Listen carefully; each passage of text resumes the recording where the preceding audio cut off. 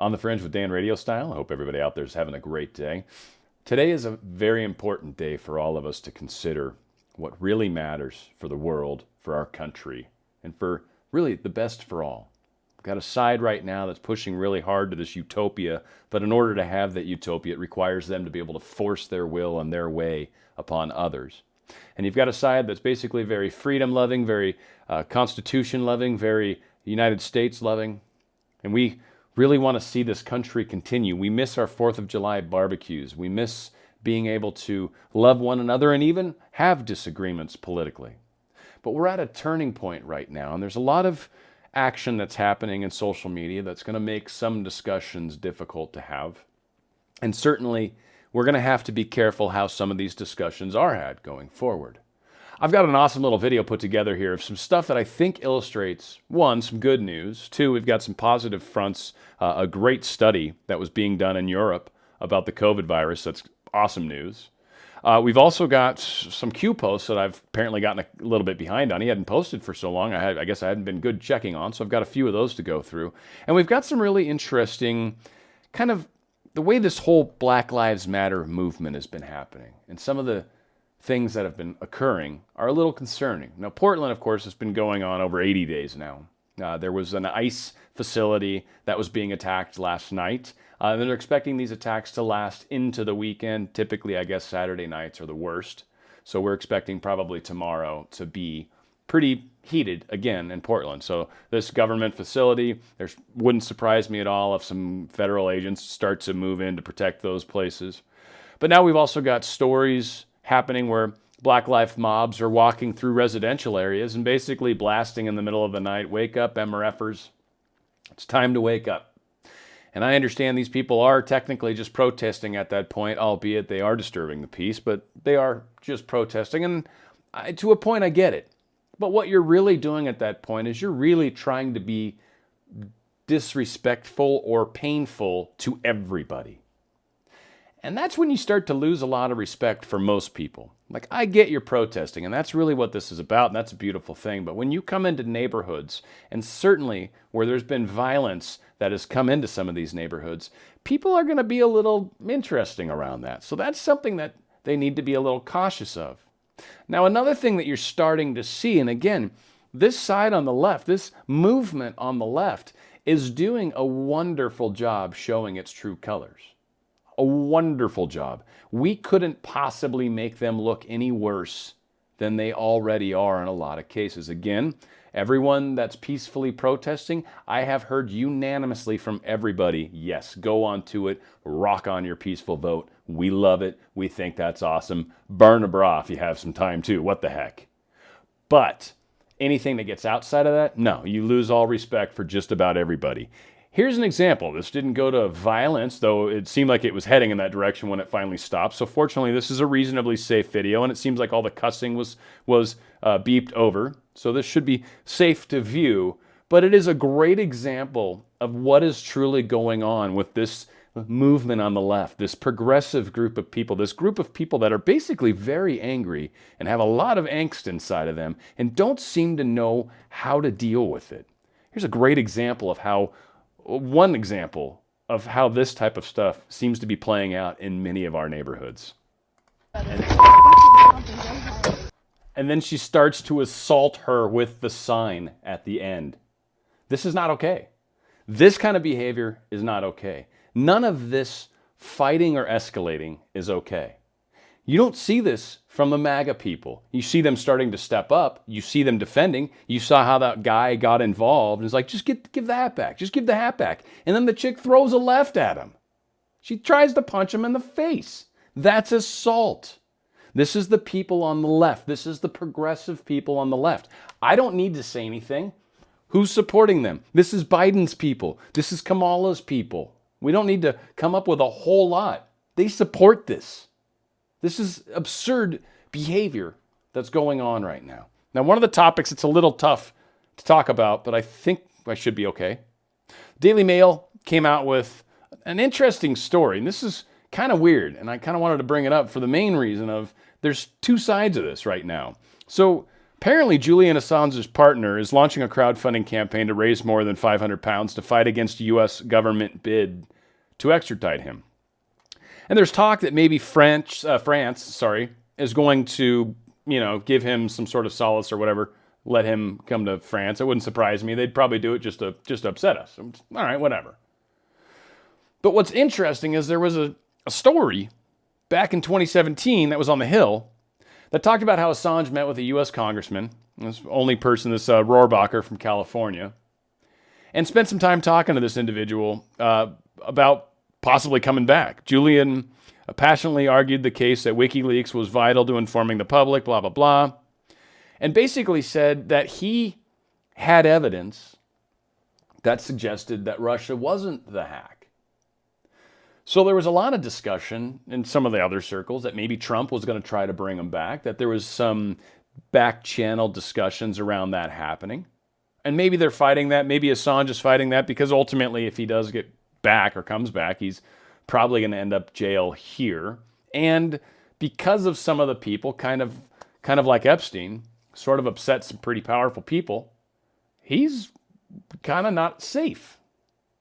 So concerns around that, but it's just interesting to me that there seems to be two sides of the story, and I'm guessing if you can kind of read between the lines like I'm hoping you can, it seems like there's powers that be that are trying to get him here, but maybe can't guarantee his safety. And there's powers that be are maybe trying to get him somewhere else where he's almost guaranteed to be in more trouble. So again, from his standpoint, I don't know, are we choosing lesser evils? I don't know, but something's brewing around that.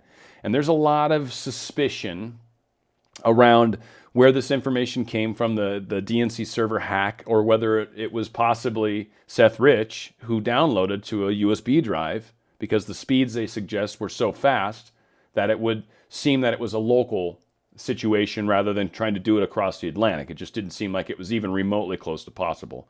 I think a lot of people just want to see what happened with all that and maybe get a true chance to let the FBI check out the server rather than just taking CrowdStrike's word for it. Again, there's a lot of craziness around that whole situation. Again, I don't know what the truth is, and I'm not suggesting I know what the truth is, but I do think it's interesting, and there's certainly a lot of mystery around what is happening. So stuff is still heating up, even in this very recent news story over here. So again, things are moving in the direction. This was yesterday that this came out.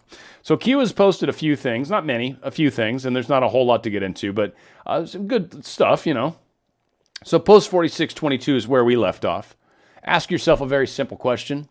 Why is everything regarding Q being censored, banned, and attacked? When do you expend ammunition or resources? So again, they've talked about it. I shared in a couple recent videos. I shared Trump talking about the initial Q question they got, and then Kayleigh McEnany got something the very following morning. There's been a lot of discussions finally starting to happen around Q. They're trying to pin stuff. They're trying to see if they can get Q tarnished or painted with such a bad brush and then get Trump to say, hey, I love them, I'm a part of them. But as it's played out, he basically just said they seem to be a bunch of people that like me, even though the media is trying to paint every Q person as a person chasing after pedophiles and cannibals and all this crazy stuff. Like, it's, I think, a lot more to it than that. But again, there's been a lot of discussion around downplaying Q, and if Q was just a conspiracy, if Q was just a harmless conspiracy like any other conspiracy, believing that maybe 9/11 was a little strange, or conspiracies like maybe JFK, or conspiracies maybe around the Gulf of Tonkin, or conspiracies around, right? Like, there's so many conspiracies, flat Earth, Bigfoot, UFOs. Those are okay to talk about, apparently. You don't go chasing after him. You might just call him a conspiracy theorist. Maybe you call him a wacko. Depends how close to the truth you start to get. But there's a very strong censorship being forced towards this whole Q movement. And certainly a very strong emphasis on Q people being crazy. Now, again, it's funny when you see violence, it's not Q people yet. Now, I'm expecting that there will be some incident, some asset at some point is probably going to do something, and they're probably going to be wearing a Q shirt or have a Q face tattoo or some stupid, crazy thing. It's going to be obvious somehow, right? They'll have a memoir, and they'll talk about how their love of Trump is why they did this. I mean, it's going to be some ridiculously, perfectly painted. Like, if you were to do a story, imagine how you would try to frame it. That's probably how it's going to play out. But again, these things aren't happening. It's not the Q people on the right that are going down, building burnings, getting in people's faces and causing physical violence like this, stealing people's hats because they don't like what they stand for. This is absurd what's going on today. 4623. Epstein Island is apparently becoming a bigger rabbit hole. I mean, for anyone that didn't think it would be, was silly. And then certainly to think that maybe some of these surrounding islands didn't possibly have some other additional wealthy people's homes there too. Like you just hop on your little boat and even though nicer boats, right? But you go cruising out to the island and maybe experience some things. So, 4623 is talking about some very interesting things. So Ghislaine Maxwell apparently was a very well-rounded woman that a lot of people don't quite realize. Now, he does share a YouTube video here, and ultimately he talks about her unique skill sets. She was a submarine pilot, so a lot of people don't understand that the island that Epstein had actually had a submarine base in it. And that was one of the things that was attractive about that island for them. And if you think of things that are cool about submarines, especially the ability to be able to, move a submarine around, pilot a submarine, dock a submarine, submarines are great ways to put contents that you don't want people to see. Now, what those contents are, I don't know. Could be any number of things, but certainly submarines are designed to be stealthy and designed to be hidden. So she's a submarine pilot. She's an ROV pilot, which I think is a remote operational vehicle or something like that. So she can do all sorts of crazy stuff with that. She was an EMT. This woman, she's a helicopter pilot. Like, she's ridiculously trained. You might as well just assume she's like Jack Ryan, right? She's a female Jack Ryan. This chick probably has fighting skills and everything else. Actually, every picture I've ever seen of her, she's got pretty good traps going on. She's probably a pretty strong woman. That being said, she's got some extra skills that people aren't necessarily on the stage talking a whole lot about. So yeah, this guy gets into this whole spiel about her intro. Again, it's YouTube, can't really play it, so nah. 4624, and if it was really important, believe me, I would find another source that I can play. It's just you can't play stuff from YouTube that it instantly gets blocked. It's just bad stuff. 4624, we've got a little article that they're referencing here in Politico. Now this is interesting, and this is where the rabbit hole starts to deepen and where Biden's family is starting to get tied into stuff. And this is the type of stuff that I know they're starting to get nervous about with Q. Because we're talking about things that they feel like, well, Trump can't talk about this on the campaign because then you're kind of going after someone from a weird political standpoint. But when people are unearthing truth and finding out about truth and then talking about that, well, that starts to look bad on the person or the politician that's currently in office right now. So some lobbyists bought some tropical land from Biden's brother back in the day. So Scott Green, he's a lobbyist and he's close ties to the Biden family. And he purchased this Virgin Island property from James Biden and then extended him a private mortgage. So these three guys were apparently tied up in some action. That's a really long article. Essentially, they bought this plot. It looked like it was about an acre. And they spent $150,000, which good on you. That was not a bad deal, really, if you think about it. But they bought this basically acre plot for $150,000, maybe spent $1,000 or $2,000 and got it divvied into 3 lots. Sold one of those lots for $150,000 to one of these 3 dudes, and then kept the other 2. So basically, he paid for the entire plot of land and then kept the other 2 plots of land. And there's some questions around what they were doing, whether they were going to build on there, why they're there, whether there's some shadiness into it. I mean, one of these guys, James Biden, 6 years, Joe's Jr., he served as a finance chairman on his older brother's finance Senate campaign in 1972. And he went on to pursue an entrepreneurial career that regularly intersected with Joe's public duties. Big surprise, right? Brother's getting some handbacks or hand-me-downs from the brother in Congress, Joe Biden. And then, gee whiz, he does the same stuff with his son. So, yeah, he's got a pattern here, I think.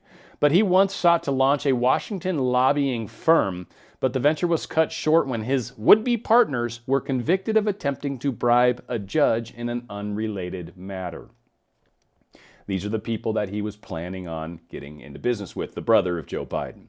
So again, a lot of questions around what all's going on out there in, quote, Water Island. It's apparently a 500-acre piece of land out there for the part of the U.S. Virgin Islands. Department of Defense apparently purchased the island from a Danish company during World War II, using it to protect a submarine base on nearby St. Thomas. Since then, it's become an under-the-radar tropical getaway dotted with several dozen homes and where the largest beachfront estate can fetch north of $1 million. Not too bad, huh? Wouldn't imagine mind coming down here, especially if the waters are this clear. Beautiful down there. But yeah, so a lot of crazy stuff. And then I thought there was a picture somewhere of the actual plot they had. I don't know if I'm wrong or not. There it is. So this is supposedly the little section they carved out. Again, I don't know how much deeper it goes into this. Q's sharing it for a reason. I think one of the things was to suggest that Biden's kind of always been looking out for, number one, and then obviously his family as well. And he's got a pattern of helping out families. He's got a pattern of getting involved with certain people. Ukraine kind of comes into play. There was a lot of stuff going around with Russia, and again, Russia, China, and well, let's talk about China while I'm on the subject. Chinese state media backs Biden's presidency, said he would be smoother to deal with than Trump. That right there should tell you who you should vote for. Do you want to vote for the dude that China likes, or do you want to vote for the dude that China doesn't like? Odds are the dude that China doesn't like actually is probably here to help us more than the dude that China does like, because he's already in bed with China and he doesn't care about you and I probably, I'm guessing, because he seems like there's some behaviors that have sold us out to China, or at least given China the upper hand over our country. And it seems like we finally got a politician in office that's trying to do something about that. So I think we're probably going to be hearing more about some of this crazy stuff. Now, again, this is the same thing with Durham and all the stuff that's closing out. We just had the lawyer, right, the Kleinsmith or whatever his name was. He's finally he actually pled guilty too. Done. So number one, non-civilian is down. 5 more placeholders to go. There's panic in D.C. right now, folks. We've seen this one a few times, but it's not that it's coming soon to a theater near you, which is what this banner used to say. It's in theaters now. Panic is happening now. They're coming after all of us truth seekers very, very hard right now. So that was post 4625. And finally, 4626, fifth column. And that's really kind of what the Q movement is, and kind of also what the insurgency against us is. The fifth column is a clandestine group or faction of subversive agents who attempt to undermine a nation's solidarity by any means at their disposal. The term is conventionally credited to Emilio Mola Vidal, a nationalist during the Spanish Civil War. As 4 of his army columns moved on Madrid, the general referred to his militant supporters within the capital as his fifth column, intent on undermining the loyalist government from within. A cardinal technique of the fifth column is the infiltration of sympathizers into the entire fabric of the nation under attack, and particularly into positions of policy decision and national defense. From such key posts, fifth column activists exploit the fears of people by spreading rumors and misinformation, as well as by employing the more standard techniques of espionage and sabotage. Now, when you get into all those last little bits, that's a lot less the Q movement, because with the exception of Trump and a few others, maybe it still is. Maybe there are people, right, our fifth column within government, but ultimately it comes down to the insurgency that's happened, this push to put people into government positions of security and intelligence, all these different strategic positions where these individuals would be able to influence the direction that us as a country went. And that direction has been one that is not meant to help the United States, but actually hinder us and put the power into other locations. And as it's played out, it seems that China was supposed to become the new home. There was going to probably become some sort of war between these two countries because of giving secrets away and cheap steel and a whole number of other things. China was probably going to win, and the United States would have been basically a slave colony from that point on. Or we would have had to pay reparations that would have put us in debt for the rest of our lives. That was the plan. That's what's not happening now. So there's a new plan in place, and we're curious to see where that goes. And one of the things that's really messing with this new plan, or at least the other people, the dark side doesn't like, is that they're actually doing studies in other countries that aren't playing nicely with the deep state. And we've got an example of the study that was done it was done by a number of scientists. It was done in Europe, but when they list off the people in here, got it in here somewhere, yeah, all these people from like Sweden. So we got the Karolinska Institute in Stockholm, Sweden, UK. It's Stockholm, Sweden again, Stockholm, right? So some Swedish study.